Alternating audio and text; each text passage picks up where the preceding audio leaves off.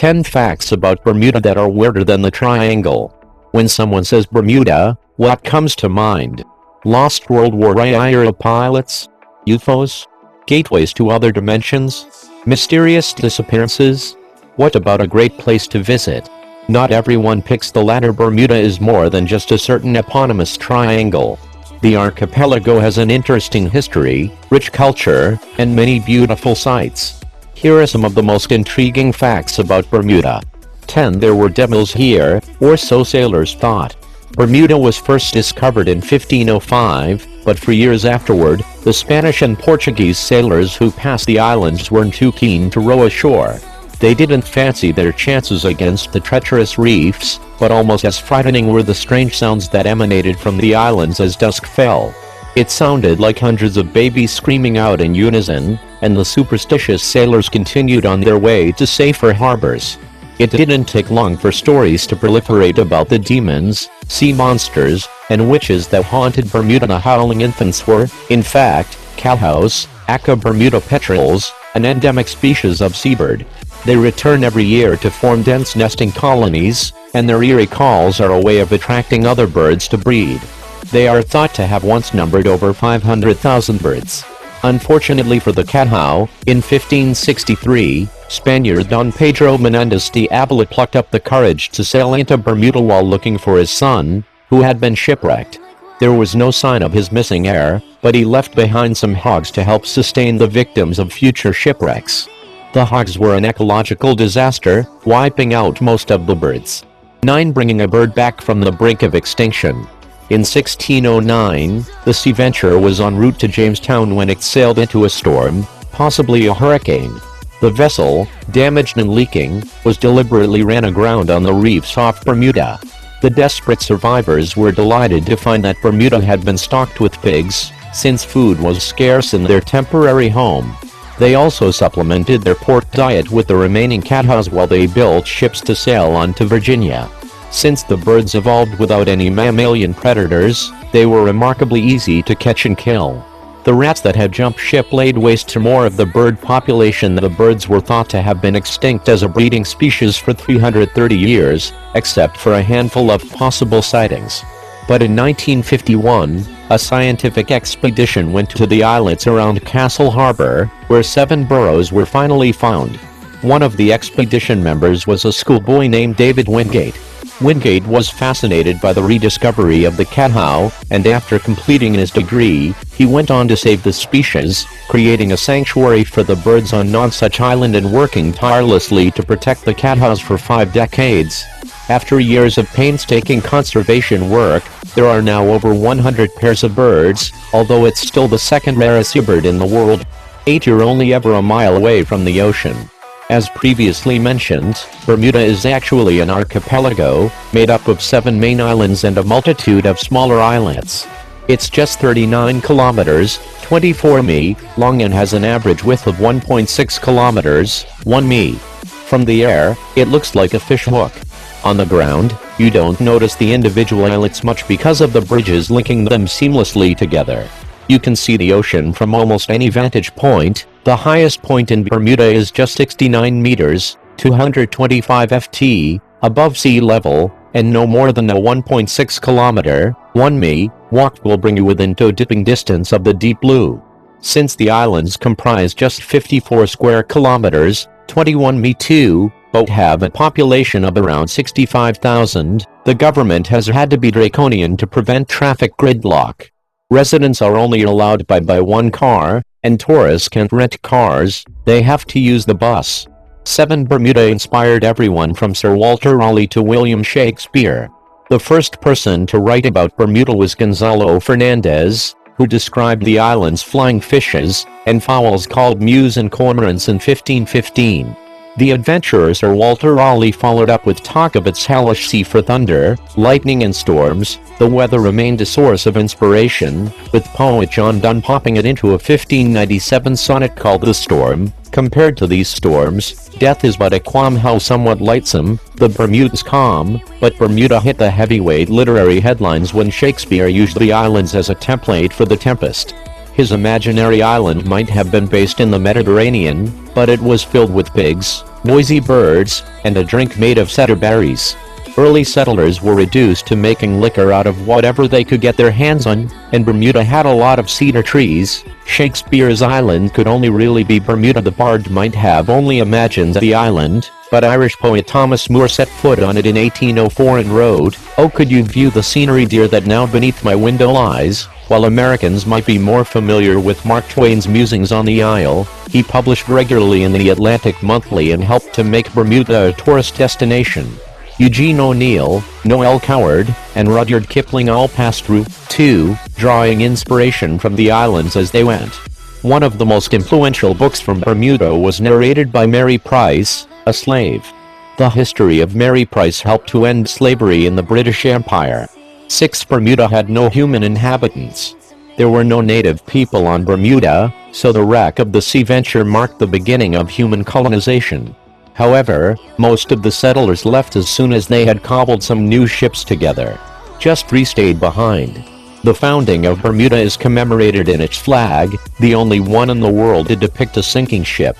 In 1612, the founders were supplemented with a new population when a ship called the Plough arrived with the express intention of settling Bermuda. Over time, new settlers began to trickle in, particularly the Portuguese from the Azores. African slaves came, too. Slavery was only outlawed in 1833, and so did a surprising number of Native Americans, exiled to Bermuda or sold as slaves. That mixture of cultures created some deeply rooted traditions, from the Gombe's dance troupe with their colorful costumes to spicy gingerbread, dark and stormies, a rum and ginger beer cocktail that packs a spicy punch, and codfish for breakfast. Street. Georgia's remains the oldest continuously inhabited English town in the Americas. Bermuda itself is still a British overseas territory. Life was not easy for early settlers. Finding water has always been a challenge. There are no rivers and only a few wetlands and seasonal ponds. Even today, Bermudians have no municipal water systems. Instead, they collect water using the specially designed white roofs on their houses, which channel water into underground tanks. If they run out of water, or their tank gets contaminated, they pay heavily to bring water in. 5. Bermuda is the shipwreck capital of the world. Bermuda is formed from an extinct volcanic mountain range topped off with limestone. As a result, it has miles of fringing reef in every direction, lurking just below the surface. This extensive reef, combined with regular and forceful storms, results in the perfect conditions for shipwrecks. There were over 30 in the vicinity of Bermuda before 1600. To date, more than 300 wrecks have been found. The largest is the Cristobal Colon, a luxury liner which was wrecked in 16 meters, 52 ft, of water in 1936 and is a fascinating place to dive. If you're not a diver, you can snorkel several sites. The Constellation and the Montana were both wrecked in western Blue Cut.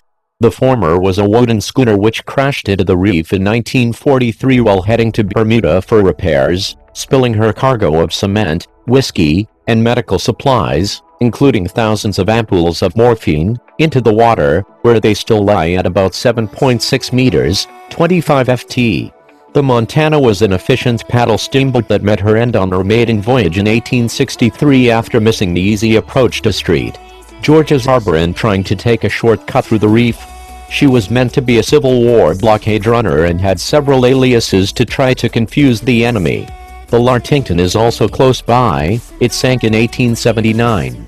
Since the wrecks are not in especially deep water, it's possible to see them when you're snorkeling. You'll need to take a tour boat to get out there, but there are plenty of companies offering excursions. For New Year's is celebrated with an onion. Bermuda used to export onions, and lots of them. The islands were famous for growing some of the best in the world, and in the late 19th century, the trade was booming, with the vegetable becoming not just a staple but a cash crop, traded with the US and the UK. The word onion came to be synonymous with something super cool on the islands. Predictably, US growers quickly got wise. They planted their own onions, marketed them as Bermuda onions, and sold them minus the expensive costs of shipping. By 1923, exports had dropped from 153,000 crates at the peak to just over 21,000 annually as the Bermudian farmers were undercut. Still, the legend of the onion lives on at New Year's, where, upon the stroke of midnight, a giant onion, fully decked out in lights and topped with palm tree fronds, is dropped from the town hall in St. George's Town Square. If a Bermudian can't make it to the St. George's celebrations, they will rifle through the fridge on December 31st to reenact this tradition with a real, albeit smaller, onion. 3. Bermuda has a worm that glows when it gets hot. The Bermuda fireworm is unremarkable during the day. It is small, reddish, and covered in little bristles that sting if you touch them. When it gets revved up, however, something remarkable happens.